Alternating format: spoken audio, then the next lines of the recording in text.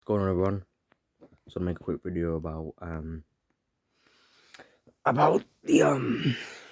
the press conference Fatal Fury Times Square with Ryan Garcia, Rolando Romero, Devin Haney, and Jose Ramirez, and Arnold Barboza Jr. versus Teofimo Lopez Jr. So press conference was pretty alright, really. Like, it weren't bad. Like, the idea, like, it seemed like the way it was going seemed like there was a bit of mutual respect between all of them. Jose Ramirez didn't really seem comfortable being there. Can't blame him. It's just like the two biggest fights he's been in is Barboza Jr. and Josh Taylor. So I suppose I can get it. Like, he might be a bit like he's the least known star. Barboza's gained a bit of traction, obviously, from beating Ramirez and beating what's his name, Jack Catterall. But Jose Ramirez Jr. Jose Ramirez, I don't even know if it's a junior or senior, really. I actually don't know. But he seemed quite comfortable. He didn't seem quite comfortable being there. But I say he's being quite comfortable. He wasn't. He kept looking at the floor every time. And he kept doing the same thing with hand gestures, doing that. When trying to put emphasis on words on the end of his sentence. But yeah, I mean, Devin Haney seemed like Devin Haney, cool, calm, and collected. It's until around 13 minutes. I mean, Teofimo Lopez, clown like usual. I mean, that's why he's a star, man. He knows how to sell himself. I don't mind Teofimo Lopez. Like, I would always watch him fight. I mean, I think he does well when he's facing guys that, I don't know. He seems to do well. Like, Teofimo Lopez is one of those people for, like, I think it all ultimately depends on, like, if it's a big fight, because Sandor Martin weren't necessarily a big fight. One of his previous fights, can't really remember. So after Cambosos weren't necessarily a super good fight.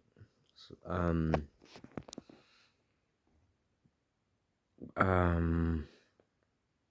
mean, he fought Josh Taylor. Josh Taylor, as I say, could have been weight drained. He stayed at 140 for way too long. He's at least at 147 now. He's fighting in Scotland, isn't he? But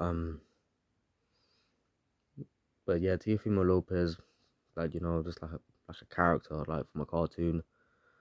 Barboza Jr., stoic and calm. You know what's funny, right? Until like halfway through the the first half, it seemed like Barboza was giving Teofimo a bit of respect. As soon as Teofimo Lopez said pretty much F you, like, I don't like you, then Barboza, like, he retorted saying the same thing back. So honestly, if I think it weren't for that, if I think it weren't for that, then excuse me, if it weren't for that, I think the press conference would have been pretty smooth. Rowley, he seemed Rowley, I don't know, man. Like, Rowley's just a bit of a dog, isn't he? He's a bit of a dog. But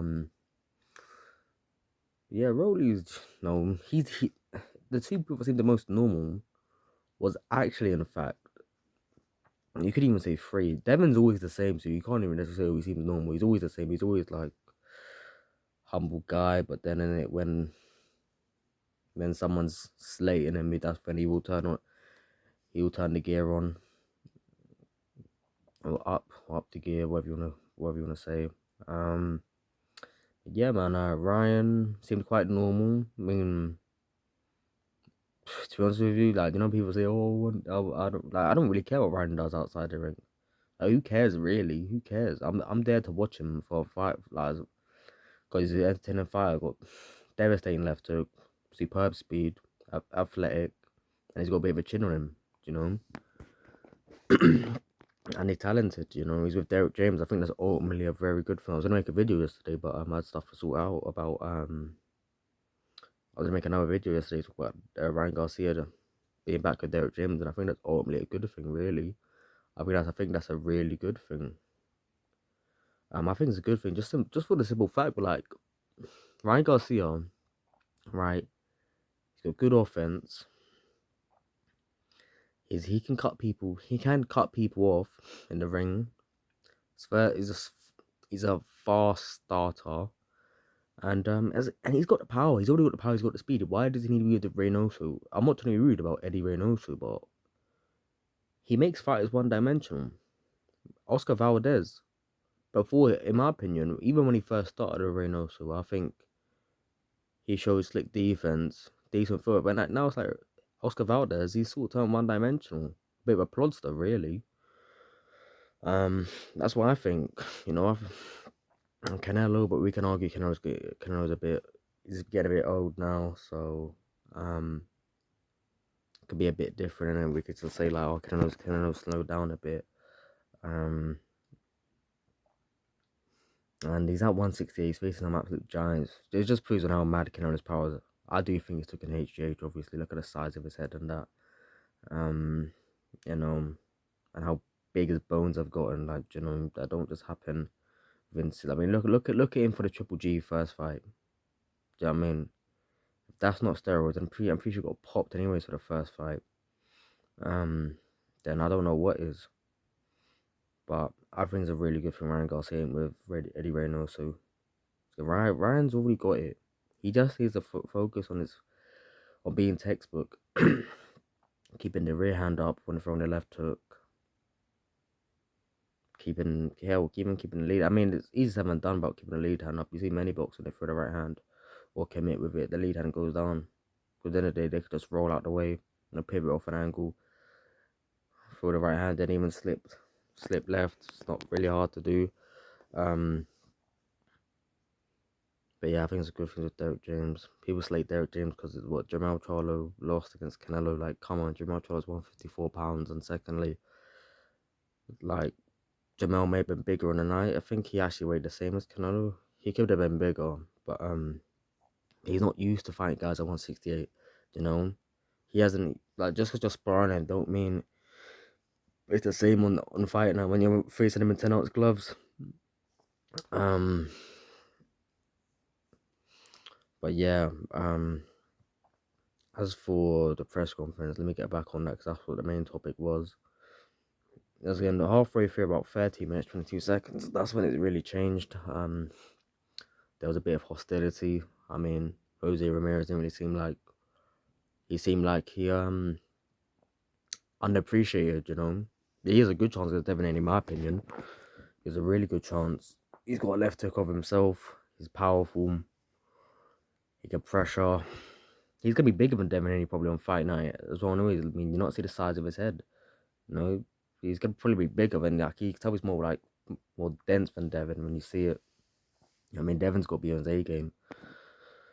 Yeah, Ryan Garcia, when he was asked by the reporter about I can't remember what specifically, but it's about what does Ryan Garcia think of Devin Haney keeping his own, and does he think he's really won? And Ryan Garcia said, yeah. I mean, come on, you don't think a rocket scientist, yeah? Ryan Garcia won. I mean, Harvey Dock pretty much protected Devin Haney from getting knocked down, and which that's just how it is, isn't it?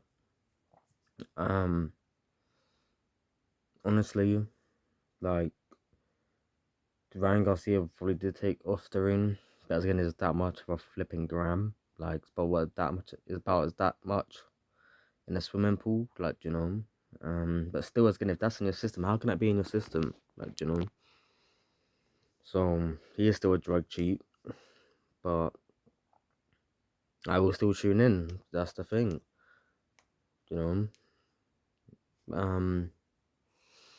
Now he responded saying about his brother, David Haney's brother, pretty much.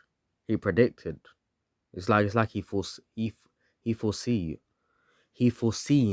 that Ryan Garcia was gonna get popped.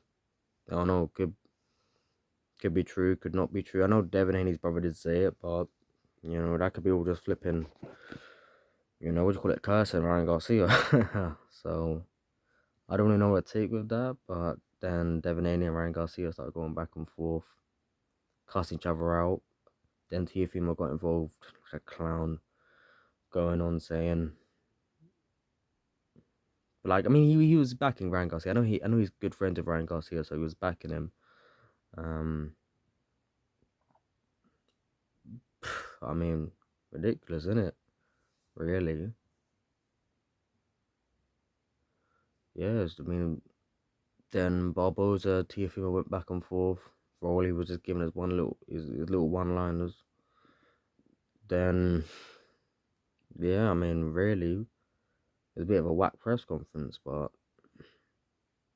that's just how it is, isn't it? In it, like maybe like like the pre-fight press conference before, couple days before the fight starts, that'll probably be a bit wild. But yeah, man, it's like first one was right. I mean, that's what I don't get. Why don't they upload the press conference? Like, that's 2 months beforehand. I don't know why they don't do that. It's ridiculous.